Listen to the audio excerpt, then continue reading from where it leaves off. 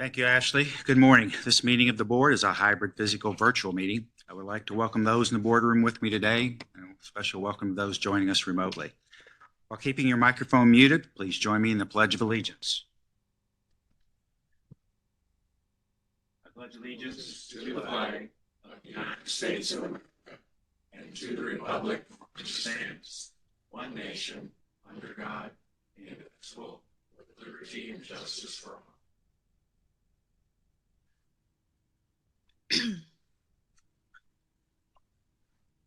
Before we proceed, I'm going to take a minute just to acknowledge two members of FCA senior management, Mary Peterman and Jerry Versace. First, I'd like to welcome Mary, our new Chief Financial Officer, to joining FCA. She's a certified public accountant and a certified government financial manager with more than 30 years of federal experience, including working at FDIC and the Federal Housing Finance Agency. Mary comes to us with a wealth of experience as a financial manager leader in the public sector, and I look forward to Mary joining our team. Welcome, Mary. Second, I'm going to recognize somebody that we all know very well, and we'll offer a warm congratulations to Jerry Versace, our Chief Information Officer. Jerry came to FCA in 2016 and immediately made an impact in our information management and technology operations. He has served as acting CIO and director of OIT since September 2024, and most of you know Jerry and what a great job he has done. His promotion to CIO is well-deserved, and we want to thank Jerry. Congratulations. And now I also want to recognize another person familiar to all of us, and that's Doug Gandy. Doug has worked for FCA for more than 24 years and is, in my opinion, one of our most reliable sources of information about agencies' budgets and congressional budgetary process. Thanks in large part to his dedication and leadership, FCA has received unmodified audit opinions on our financials year after year. I can always count on Doug to get the work done, and our agency is done efficiently and transparently. Doug filled in as our acting chief financial officer more than once, and I want to thank him for stepping up and doing a great job. Doug, thank you. We appreciate your service.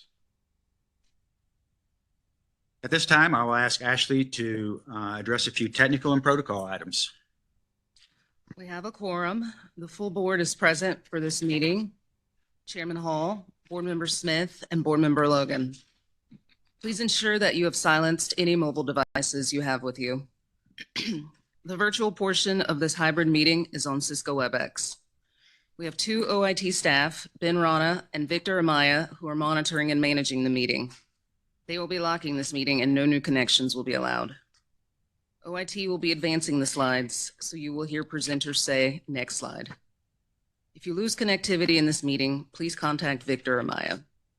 Lastly, this meeting is being recorded. The video recording of the open portion of this meeting will be posted for public viewing for a limited period of time. Chairman Hall, that concludes the technical and protocol items. We're ready to continue when you are. Thank you, Ashley. If you will read an opening statement on the government in the Sunshine Act. This is an open Farm Credit Administration Board meeting under the Government in the Sunshine Act. If anyone raises a subject that may be discussed in closed session as permitted by the Government in the Sunshine Act, Chairman Hall will entertain a motion to close the meeting. We will now review the published meeting agenda. Is there a motion to adopt the agenda as published? I move to adopt the agenda as published. I second the motion. Motion has been made and seconded. Is there any further discussion on the matter? If not, the secretary will record the vote on the motion. Mr. Smith? Aye. Mr. Logan? Aye. Chairman Hall? Aye. Motion carries. Next, we will consider whether any portions of the meeting should be closed to the public. Mr. Chairman, the agenda does not include items that we should properly discuss in closed session. I move the entire meeting remain open. And I second that motion. Motion has been made and seconded. Is there any further discussion? If not, the secretary will record the vote on this motion. Mr. Logan? Aye. Mr. Smith? Aye. Chairman Hall? Aye. Motion carries. Please turn to tab 1, and this next item is approval of the minutes as presented behind tab 1. Mr. Chairman, I move to approve the minutes for the January 8th, 2025 regular board meeting as presented.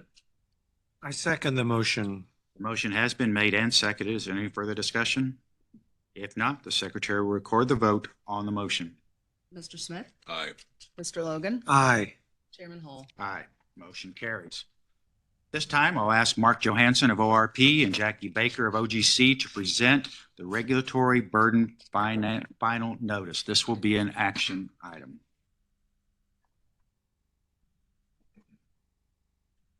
Good morning, Board Chairman Hall, Board Member Smith, and Board Member Logan. I'm Mark Johansson, Associate Director, in the Office of Regulatory Policy. With me is Jackie Baker, Attorney Advisor with the Office of General Counsel.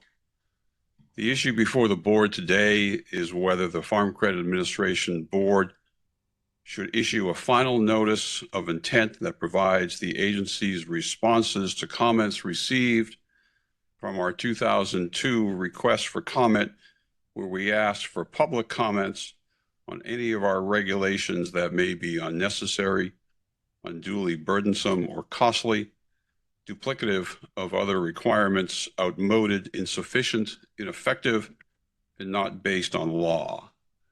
I would first like to turn the presentation over to Jackie Baker.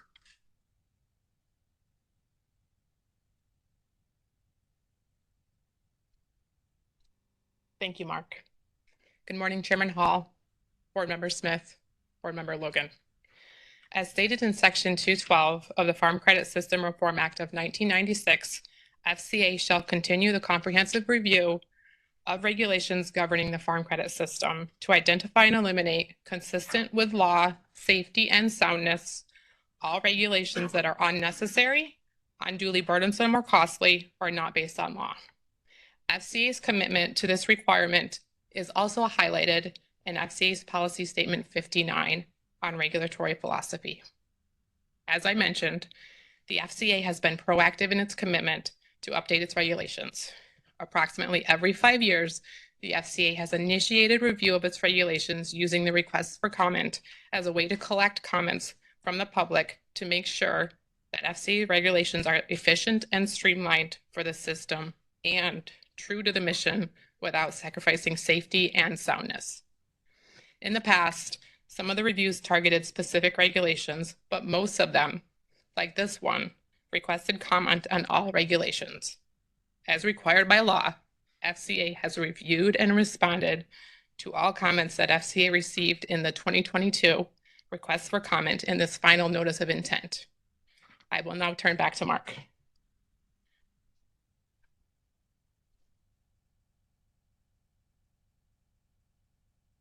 Thank you, Jackie. We received 25 comment letters in response to our request for comment. 23 from the Farm Credit System institutions, 1 from the Farm Credit Bank's Funding Corporation on behalf of the Accounting Work Group, and a comment from the Farm Credit Council, who responded on behalf of the Farm Credit System. The comments received raised issues covering a range of FCA regulations and guidance.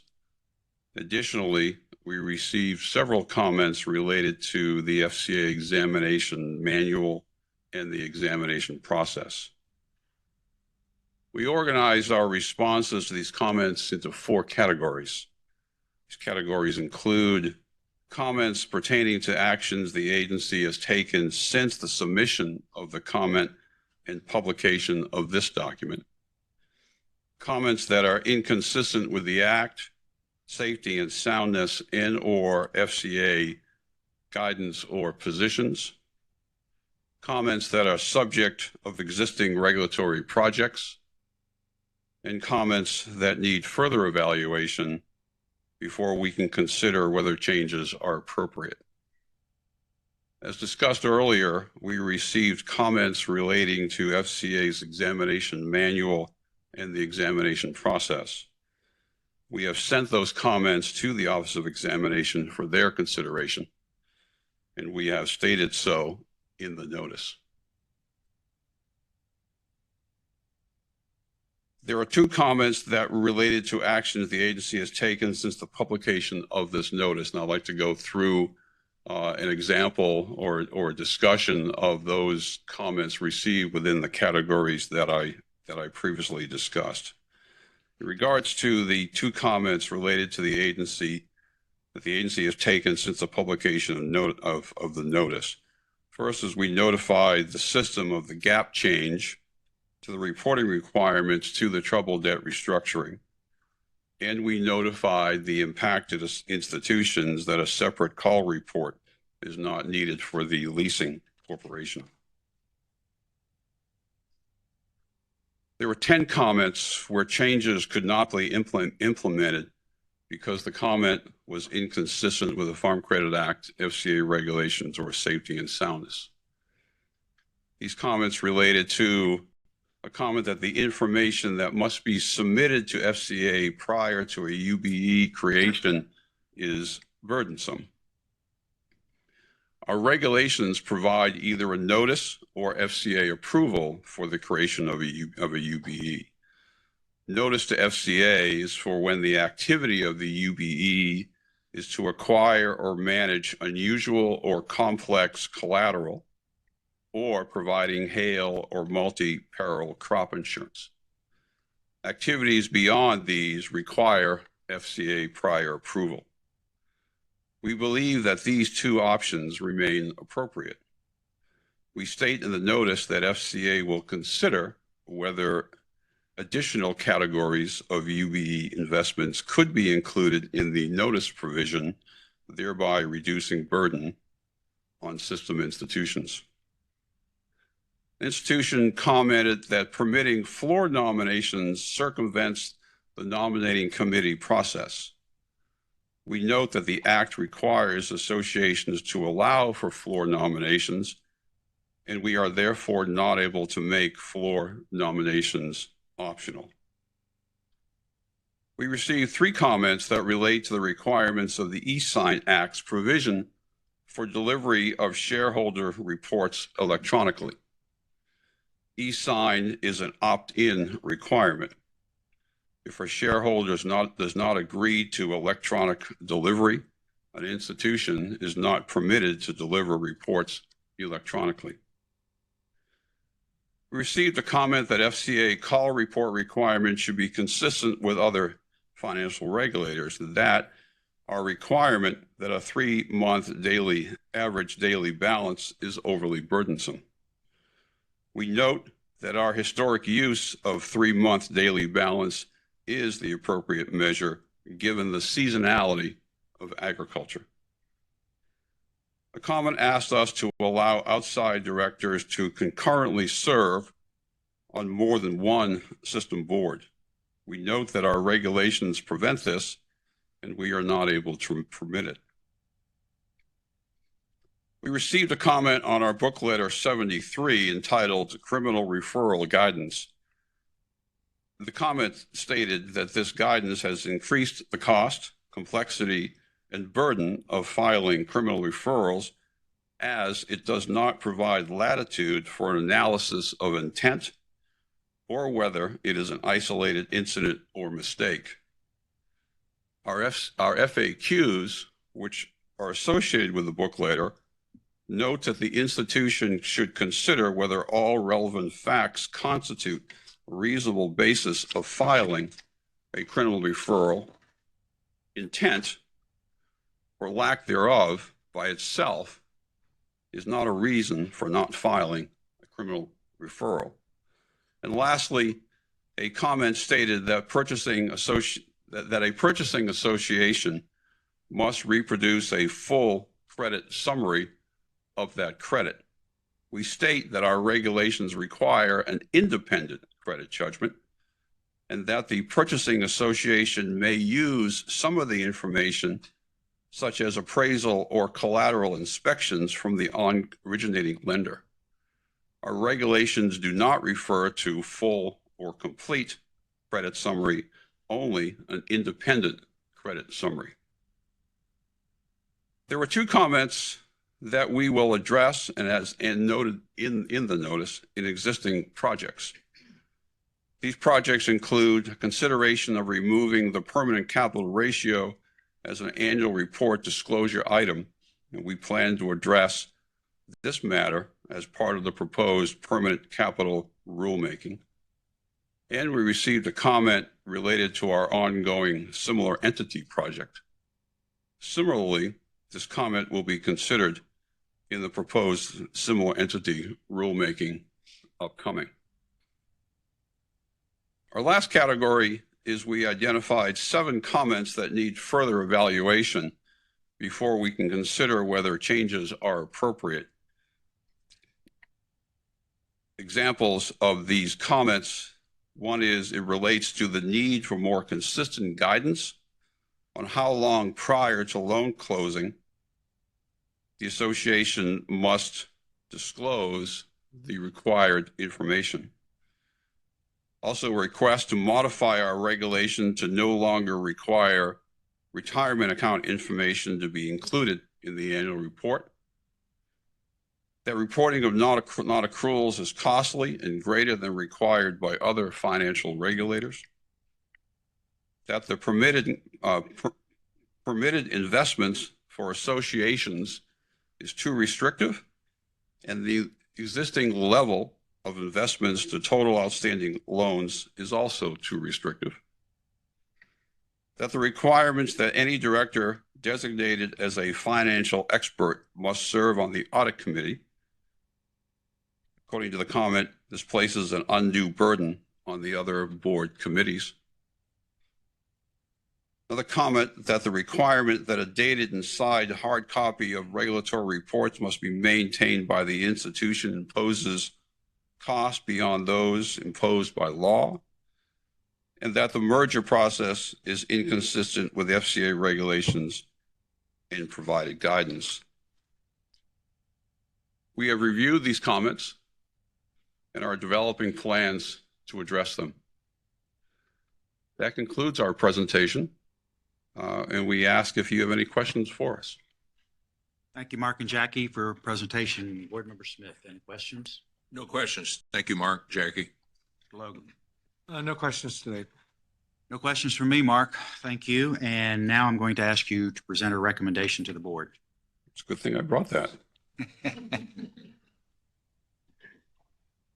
Staff recommends the FCA board adopt the following resolution: that Farm Credit Administration Board hereby approves the attached notice for publication in the Federal Register to respond publicly to comments the FCA received in response to the 2002 regulatory burden solicitation. The FCA board authorizes staff to make any technical or grammatical changes that may be necessary prior to publication in the Federal Register. After receiving staff's recommendation, is there a motion from the board on the recommendation? I move to approve the staff's recommendation regarding the regulatory burden final notice. And I second that motion.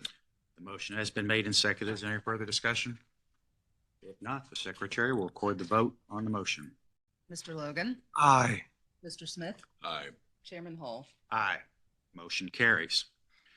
Before we end the session and go into adjournment, I'm going to thank David Grahn for his many years of service to not just FCA, USDA, and federal service in general. As I said yesterday at David's retirement party, he is simply one of the best agricultural lawyers in the nation, and we've been fortunate to have him on our staff. It's been a privilege to work with you. I want to thank you for your dedication to public service and mission in life, your mission at FCA, and we're going to miss you and wish you best in the next phase of your life. And you'll be retiring before our March board meeting. We want to thank you for your service, David. Thank you. And now we'll move to the adjournment tab. And if there's no further business to bring before the board, I will entertain a motion to adjourn the meeting. Mr. Chairman, I move that we adjourn the meeting. I second the motion. Motion has been made and seconded. Is there any further discussion on the matter? If not, the secretary will record the vote on the motion. Mr. Smith, Aye. Mr. Logan, Aye. Chairman Hull. Aye. Motion carries and the meeting is adjourned.